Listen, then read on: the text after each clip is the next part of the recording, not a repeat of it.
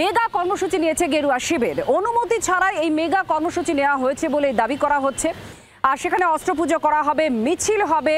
কলকাতা শহর জুড়েও একাধিক মিছিলের তারা পরিকল্পনা করেছে। শুধু কলকাতা শহরেই 100-র বেশি কর্মসূচি।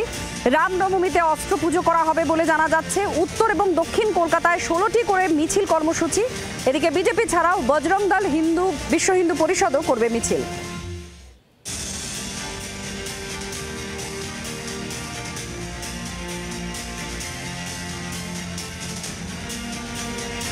রামনবমী উপলক্ষে মেগা কর্মসূচি গেরুয়া শিবিরের। কলকাতা শহর জুড়েই শুধুমাত্র 100টিরও বেশি কর্মসূচির প্ল্যান করা হয়েছে। প্রশাসনের অনুমতি ছাড়াই হবে এই সমস্ত কর্মসূচি বলা হচ্ছে বিজেপির নেতৃত্বের তরফ থেকে। কারণ এখনো পর্যন্ত যে সমস্ত জায়গা সংবেদনশীল সেই সমস্ত জায়গারও তালিকা তৈরি করেছে গেরুয়া শিবিরের নেতৃত্ব।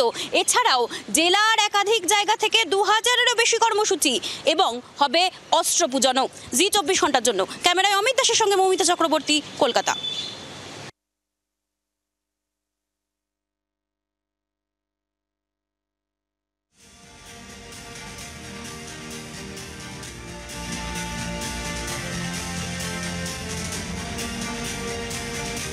অস্ত্র নিয়ে বেরোবো এবং অস্ত্র নিয়ে এই জন্য বেরোবার দরকার আছে মিছিলের সুরক্ষার জন্য।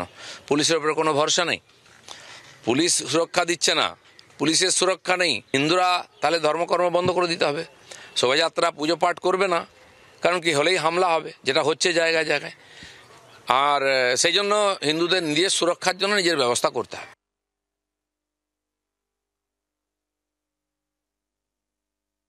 বিজেপির সাথে রামনবমী বা রামের কোনো সম্পর্ক নেই। পশ্চিমবঙ্গের বুকে রামনবমী অতীতে বহুবার হয়েছে। শালকিয়া থেকে বারাকপুর বহুবার মিছিল হয়েছে। যারা হিন্দু, এই পশ্চিমবাংলার বুকে তাদের কালচার, তাদের আরাধ্য দেবতা এক এক জায়গায় এক এক রকম। প্রত্যেকটি জেলায় এক এক রকম বড় করে আলাদা পুজো হয়। চন্দননগরে যেমন জগদ্ধাত্রী পুজো বড় হয়, আবার বহরমপুরে গেলে শিবের পুজো বড় হয়। সারা পশ্চিমবাংলার জুড়ে দুর্গা পুজো বড় করে হয়। তাই বিজেপির কাছে ধর্মীয় এই ধর্ম কিভাবে পালন করবে হিন্দুরা শিখবে না। আবারও বলছি, বিজেপি একটা চক্রান্ত করছে, বিজেপি বাংলায় অশান্তি লাগানোর চক্রান্ত করছে। বাংলার মানুষ ব্যর্থ করবে। মমতা বন্দ্যোপাধ্যায়ের নেতৃত্বে তৃণমূল কংগ্রেসও রাস্তায় থাকবে।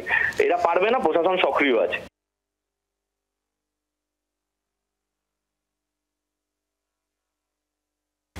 এমন ভাবেই করা যাতে রাজ্যে একটা বিরোধের রাজনীতি ক্রমশ বাড়তে থাকে, বিরোধের বিভাজনের রাজনীতি যাতে বাড়তে থাকে, এটা পরিকল্পিত।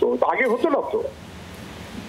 রামনবমী বাংলার নিজস্ব সংস্কৃতি নয়, বাংলার নিজস্ব উৎসব নয়।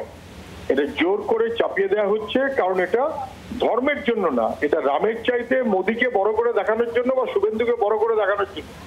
সরকার না চাইলে এসব অসভ্যতা বেশি হয় না। দাঙ্গার মতন অসভ্যতা সরকার না চাইলে হয় না। সরকার এবং প্রশাসন যথাযথ ব্যবস্থা নিক। বাংলার আওয়াজ, বাঙালির আবেগ, জি 24 ঘন্টা।